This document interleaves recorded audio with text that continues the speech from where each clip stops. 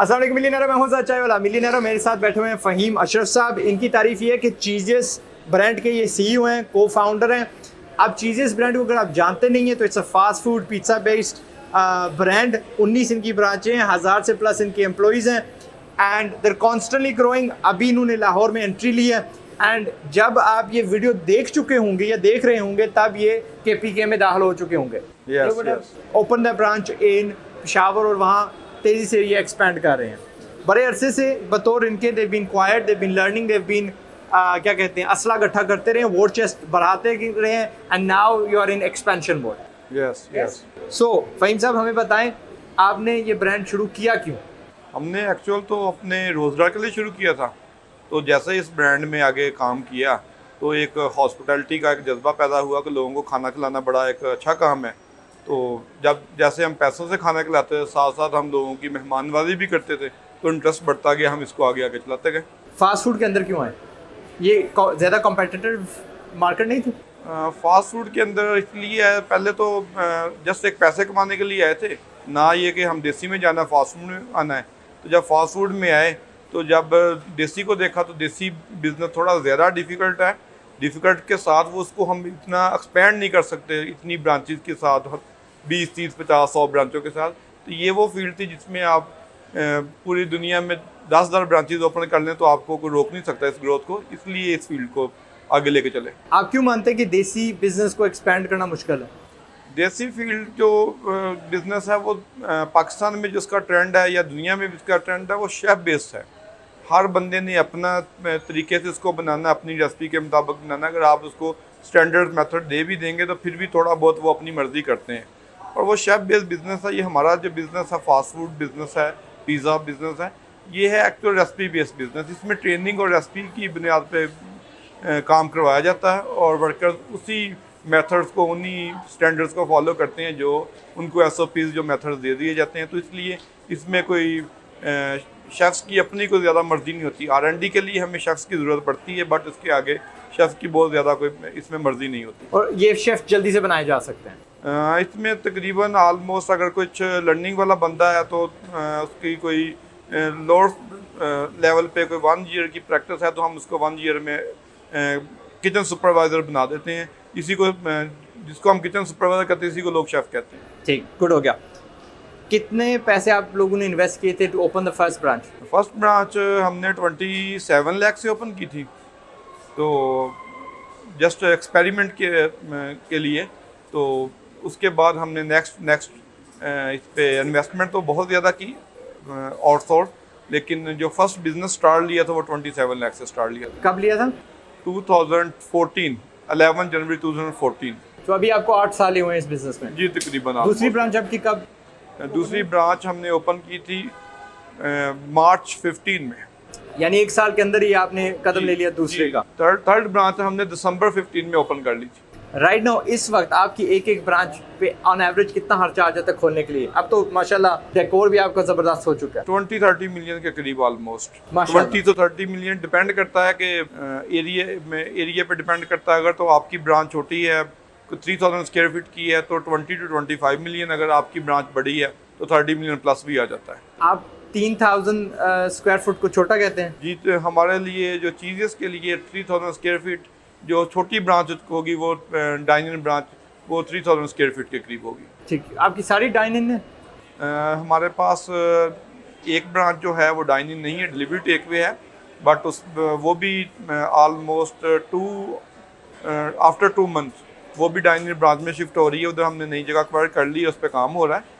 तो after 2 months वो भी रिप्लेस होके नई जगह पे चली जाएगी। मैंने आपके बाहर तकरीबन 20-30 बाइक्स खड़े हुए देखे हैं हमेशा, खासतौर पे इस ब्रांच के आगे। आपके ज़्यादा ऑर्डर डाइन इन आते हैं या डिलीवरी वाले? डाइन इन में देखें आज़ाद भाई, एक आपके पास एक मखसूस स्पेस है। फॉर एग्जांपल आपके पास 1000 स्क्वायर फीट है, 1000 स्क्वायर फीट में आप 15 to 18 टेबल लगा लेंगे, लेकिन डिलीवरी पे तो पाबंदी नहीं है। आप 1 घंटे में 30 राइडर्स आउट करें, 40 राइडर आउट करें, तो डिलीवरी का बिज़नेस जो है इस्लामाबाद, रावलपिंडी में या दूसरे बड़े शहरों में देखा जाए तो वो प्रॉफिटेबल है। उसी से एक्सपेंस पूरे होते हैं। इतनी बड़ी जगह लेके इसको डाइनिंग मॉडल पे नहीं किया जा सकता। डिलीवरी का बिजनेस ही हमारा ज़्यादा बिजनेस होता है। ठीक, हमने ये तय कर लिया कि ये कॉम्पिटिटिव मार्केट, आप इसमें दाखिल हो गए हैं। आपकी यूनिक सेलिंग पॉइंट क्या है, यूएसपी क्या है? यूनिक सेलिंग पॉइंट हमारा है पिज़्ज़ा में क्रॉन क्रस्ट पिज़्ज़ा है। वो एक डिफरेंट शेप पिज़्ज़ा है जिसको लोग काफ़ी ज़्यादा लाइक करते हैं, और बहुत हमारा ये पिज़्ज़ा लॉन्च करने के बाद बहुत अदर ब्रांड्स ने सेम शेप में पिज़्ज़ा लॉन्च किया, और हमारा वो हॉट सेल आइटम है, और दूसरों को भी वो पिज़्ज़ा माशाल्लाह से अच्छा बिजनेस दे रहा है। ठीक हो गया। और जो बिजनेसेस अगर उनका जिक्र करूं तो डोमिनोज कहती है कि जी हम आपका खड़े होंगे तो 7-8 मिनट में आपका पिज़्ज़ा दे देंगे। बाहर खास तौर पे ये कहती है अगर डिलीवरी करवानी है तो 35 मिनट के अंदर हम डिलीवर कर देंगे, और वरना आपको फ्री मिलेगा वगैरह वगैरह। ये जो आपकी 19 ब्रांचेस हैं, ये फ्रेंचाइज्ड हैं, ये सारी कंपनी ओन्ड है? टोटल कंपनी ओन करती है इसको। कंपनी ओन्ड वाला ही मॉडल आपने आगे चलाना है? जी, अभी 100 ब्रांचेस का कंपनी ओन मॉडल ही चलाएंगे, क्योंकि एक इंटरनेशनल रिसर्च है कि जो कंपनी 100 ब्रांचेस चला सकती है वो फ्रेंचाइज दे। अगर आप 100 ब्रांचेस को खुद से ऑन करके उनके ऑपरेशंस को स्मूथ चला सकते हैं तो देन आप में इतनी कैपेसिटी है कि आप फ्रेंचाइज दे सकते हैं। लेकिन सीरियस ने तो फिलहाल फ्रेंचाइज मॉडल पे को काम नहीं किया, और ना ही अभी फ्यूचर में करने का प्लान है। लेकिन जो इंटरनेशनल रिसर्च है वो भी यही कहती है कि आप 100 ब्रांचेस के बाद फ्रेंचाइज देना चाहें तो दे सकते हैं अभी, बट चीज़ेस का अभी को प्लान में शामिल नहीं है फ्रेंचाइज देना। हम अगर और लोकल ब्रांड्स को देखें, बर्गर लैब हो गई, आई थिंक दे ओन 3-4 उनके खुद हैं, बट वो 20+ क्रॉस कर चुके हैं, देर इन द फ्रेंचाइज मॉडल। वाकई you gonna stick with the 100 branches, या चलिए 35 पे हम कह देंगे यार इनफ हो गया, अब हम फ्रेंचाइज में चलते हैं? नहीं आज़ाद भाई, ये जो बिज़नेस है ये इंतहाई टफ बिज़नेस है। 24 आवर्स आपको खुद से इसकी मॉनिटरिंग करनी पड़ती है। तो बिल्कुल 35 ब्रांचों या 40 ब्रांचों पे तो पॉसिबिलिटी ही नहीं है कि आप एक इस स्टेज पे आके फ्रेंचाइज दे दें और फ्रेंचाइजी अपनी मर्जी करे। तो हम अपने बिज़नेस में भी बहुत सी गलतियां कर रहे होते हैं, तो लेकिन हम उन गलतियों से सीख के ठीक कर लेते हैं। तो जो न्यू बिजनेसमैन होता है जिसने इन्वेस्टमेंट की होती है वो अपने आप को समझता है कि मुझसे ज़्यादा कोई नहीं जानता। ये एक डर है पाकिस्तान का। हाँ जी, तो डर भी है और हकीकत भी है इसमें। हाँ जी, वो कहता है मैं बहुत ज़्यादा इस फील्ड में ये कर दूंगा वो कर दूंगा, वो इसलिए वो अपनी मर्जी ही करता है। वो अगले के एक्सपीरियंस से कोई फ़ायदा उठाने की कोशिश नहीं करता। इसलिए ये पॉसिबिलिटी नहीं है कि पाकिस्तान के एनवायरनमेंट में फ्रेंचाइज को आप इस लेवल पे आप फ्रेंचाइज दें, तो ये पॉसिबिलिटी नहीं है। बिजनेस को कब एक्सपेंशन की तरफ देखना चाहिए, कब वो समझे कि वो तैयार हो गया कि अब यार दूसरी ब्रांच तीसरी ब्रांच खोलें? जब आप समझते हैं कि पहली ब्रांच को आप बहुत स्मूथ रन कर रहे हैं और अगली ब्रांच को चलाने के लिए आपके पास कुछ SOPs और कुछ आपके पास वर्क है। अगर आपके पास कोई होमवर्क नहीं है, आप पहली ब्रांच भी आपकी जो बिजनेस है वो भी 100% नहीं है, 60-70% है, तो देन आपको नेक्स्ट ब्रांच पे नहीं जाना चाहिए। आप ये इनको सारी ब्रांचेस को मेंटेन कैसे करते हैं? क्योंकि कुछ तो आपकी इस्लामाबाद में है, फिर कुछ हैं जो अब लाहौर इतनी दूर है, 4-5 घंटे का फासला है। आप दरमियान में गुजरान जा सकते थे, जेलम जा सकते थे, और जगह भी जा सकते थे। वाई ओपन दम सो फार अवे एक दूसरे से, और इन पे काबू कैसे रखते हैं, मेंटेन इनको कैसे करते हैं, क्वालिटी कैसे मेंटेन रखते हैं? पंजाब में मेरे दूसरे पार्टनर वो बैठते हैं, तो पंजाब के बिजनेस को ज़्यादा वो देखते हैं। और हम एक मेच्योरिटी के बाद लाहौर गए हैं। हमने इधर 13 ब्रांचें चीज़स ने रावलपिंडी इस्लामाबाद में 13 ब्रांचें ओपन करने के बाद लाहौर जाने का सोचा। तो एक मेच्योरिटी आ गई थी, एक टीम इतनी डेवलप हो गई थी, तो इसलिए लाहौर गए। अगर हम रास्ते में गुजर खान या जेलम या गुजरात जाते हैं तो हमारा जो टास्क है वो अचीव नहीं हो रहा है। हमें पहले बड़े सिटीज़ में जाना है, लाहौर, पेशावर, मुल्तान, उसके बाद फिर हम छोटे छोटे सिटीज़ को कवर करना है। लाहौर में ना 80 लाख लोग रहते हैं। जी जी बिल्कुल। आप वहाँ पे कितनी अपनी ब्रांचेस तो को करते हैं कि हम खोलेंगे? अगर हम उनके बड़े बड़े एरियाज़ को देखें तो 20 ब्रांचेस।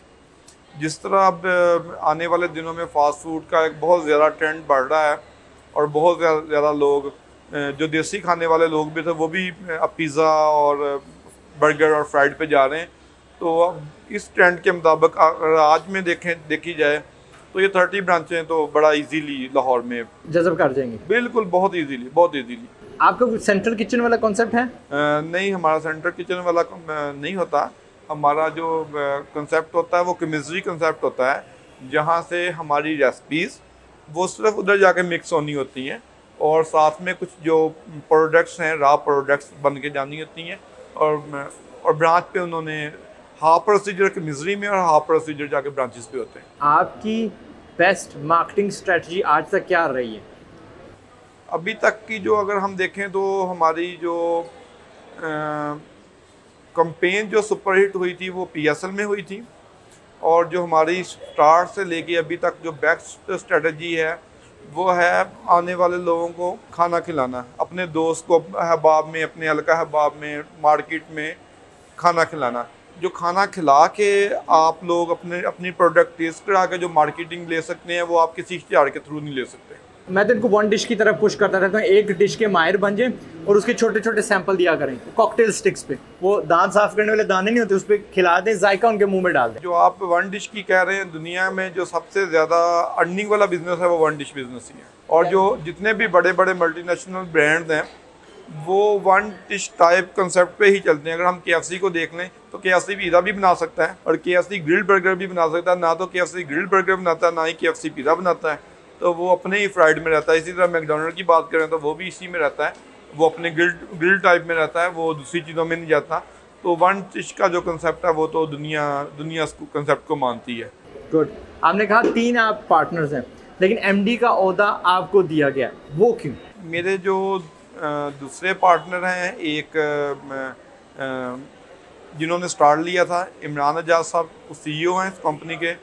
एक मेरे बड़े भाई मेरे साथ पार्टनर हैं, वो स्लीपिंग पार्टनर हुआ करते के तौर पे हमारे साथ आए थे, तो बाद में उन्होंने कंस्ट्रक्शन के डिपार्टमेंट को उन्होंने ऑन किया। तो जो एक्सपेंशन हुई है, जो चीज़ें हुई हैं, वो सारी तकरीबन 70-80% इसमें या 90% एफर्ट मेरी हैं।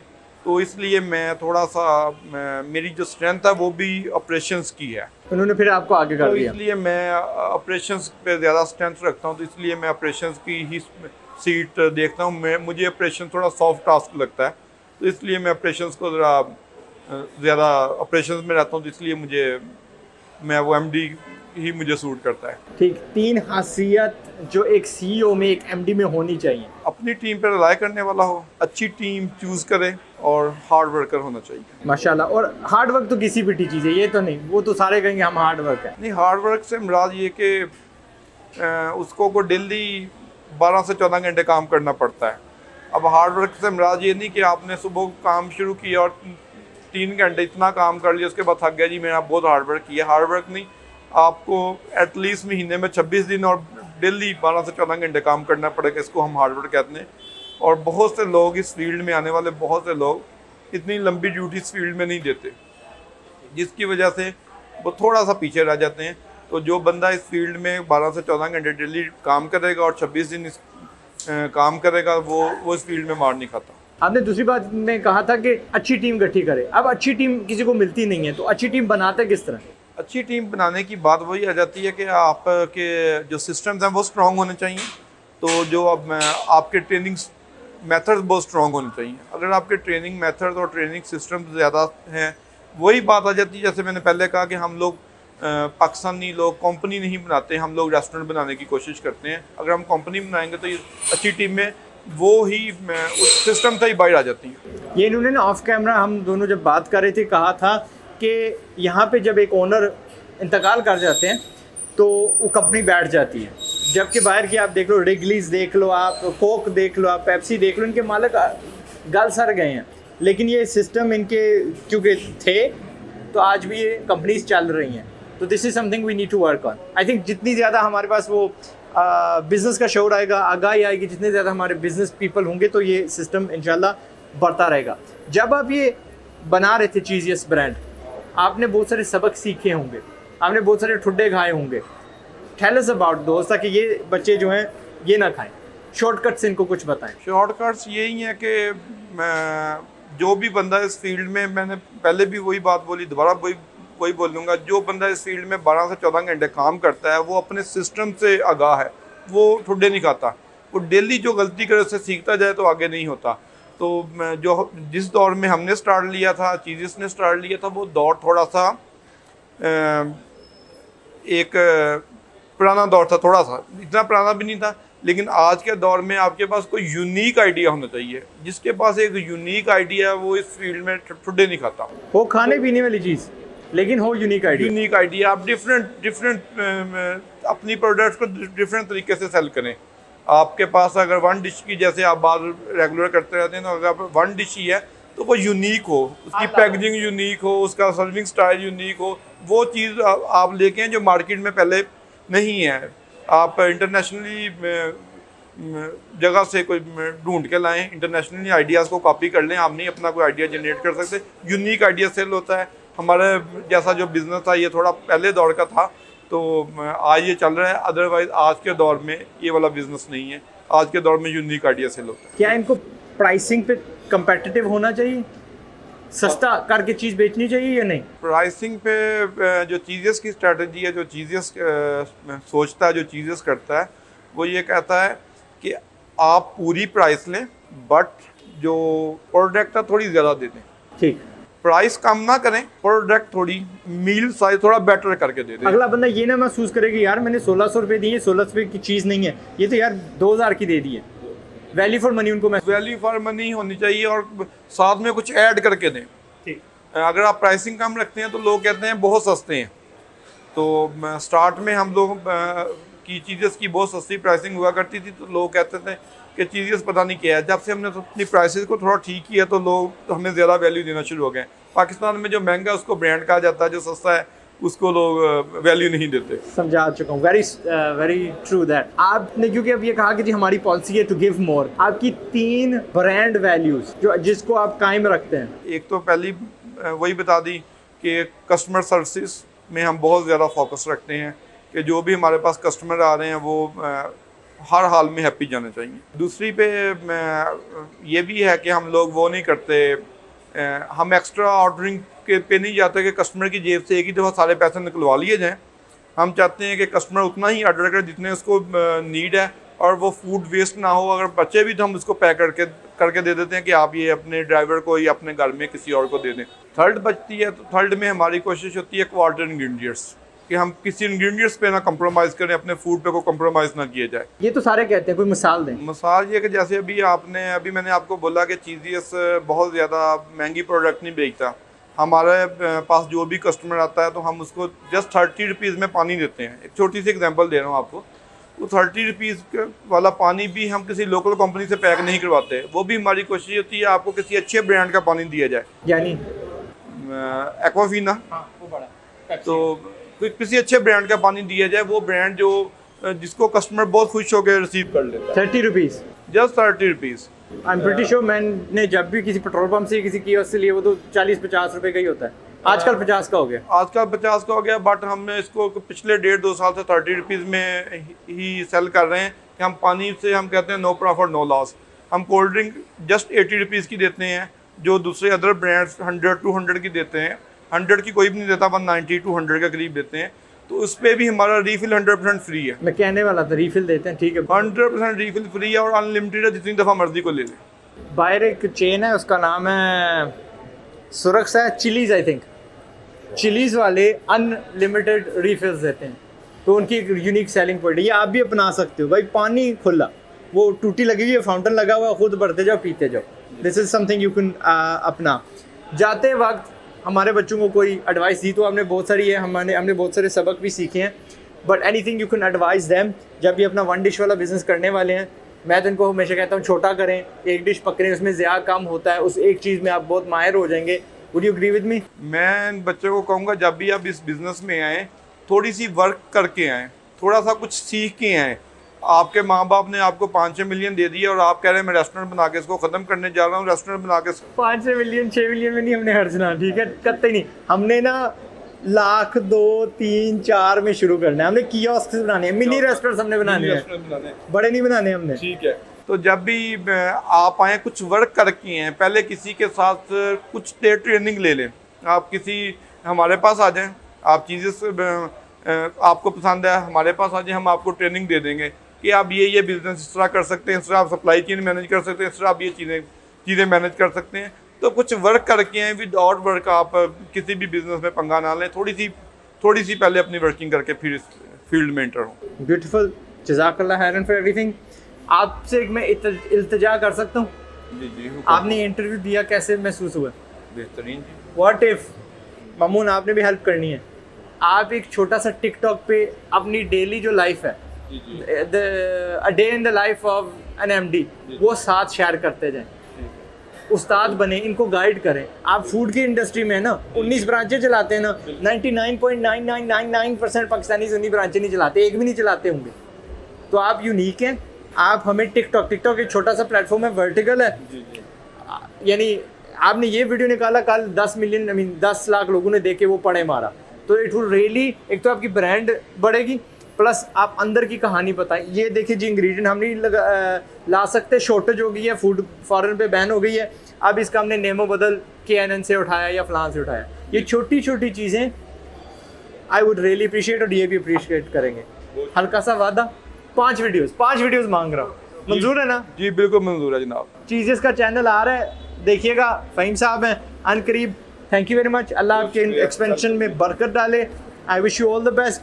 एंड एक बात थी, मैंने कहा था कि आपको महसूस नहीं होता कि आप लोगों को बीमार कर रहे हैं? आपने क्या कहा था? मैंने इससे पहले भी बहुत दफ़ा कह चुका हूँ और आज फिर कह रहा हूँ कि मैं कहता हूँ कि फ़ास्ट फूड जो पिज़्ज़ा फूड है, ये फूड आप हफ्ते में एक दफ़ा खाएं। अब डेली ना खाएं, आप हफ्ते में एक दफ़ा खाएं, आफ्टर 10 डेज़ खा लें, हफ्ते में 2 दफ़ा खा लें, और जब भी लें एक मुनासिब मील लें, बड़ा साइज़ ना लें, तो इससे आपकी हेल्थ पे कोई ख़ास फ़र्क नहीं पड़ेगा। जिस तरह से पेप्सी है, वो भी हेल्थ के लिए ठीक नहीं है, लेकिन वो एक मखसूस क्वांटिटी आप डेली ले सकते हैं। तो वही सेम फास्ट फूड में है कि आप एक मखसूस मील अपनी रूटीन से लेंगे तो उससे कोई आपकी हेल्थ पे फ़र्क नहीं पड़ेगा। अगर आखिरी में आपसे सवाल पूछूं, आज खुदा न खास्ता बैंकरप्ट हो जाते हैं, व्हाट वुड यू डू पैसे कमाने के लिए? और मैं आपको 5 लाख भी दे देता हूँ, ये ले 5 lakh to restart your life. Bank अगर फर्स्ट ऑफ ऑल तो हम लोनिंग नहीं लेते, हम अपने पैसे से, मैंने आपको गिफ्ट कर दिए। सुनिएगा, तो हम अपने पैसे से ही करते हैं। तो अगर हम बैंकक्रप्ट हो जाते हैं, चीज़ें बैंकक्रप्ट हो जाता है, तो मैं अपने दोबारा बिजनेस का स्टार्ट इसी फील्ड से लूँगा। मैं एक चिप्स की एक रेडी लगाऊंगा, मैं खुद से काम करूँगा और मैं दोबारा से एक बड़ी चेन खड़ी करके दिखाऊंगा इंशाल्लाह। माशाल्लाह, किलर एडवाइस। ठीक है, जज़ाकल्लाह खैरन, thank you very much for your time. आपके देखने का, इनका हमें सबक सिखाने का, मैं उम्मीद करता हूँ आप में हौसला बड़ा होगा। खासतौर पर ये जो लास्ट चीज़ उन्होंने कही है कि भाई I would start from the ready, वो चिप्स वाली में इतना एक्सपेंशन हो सकता है, इतनी फ्लेवरिंग्स हो सकती है, इतनी टॉपिंग्स हो सकती है, इतनी शक्लें हो सकती हैं चिप्स वाली, कि भाई इंतहा नहीं है। So start small and big. इन्होंने भी 1 से शुरू किया था, 19 पे पहुंचे हुए हैं। नेक्स्ट टाइम जब कभी मिले 39 होंगे, और फिर जब आपने फ्रेंचाइजी देखी तो समझना कि 100 का वो मार्का इन्होंने टेक ऑफ कर दिया है। KFC इधर आई थी, चीज़ें बाहर जाएगी इंशाल्लाह। अपना ख्याल रखिएगा। मैं हूँ आज़ाद चाय वाला, पाकिस्तान जिंदाबाद। अस्सलाम वालेकुम।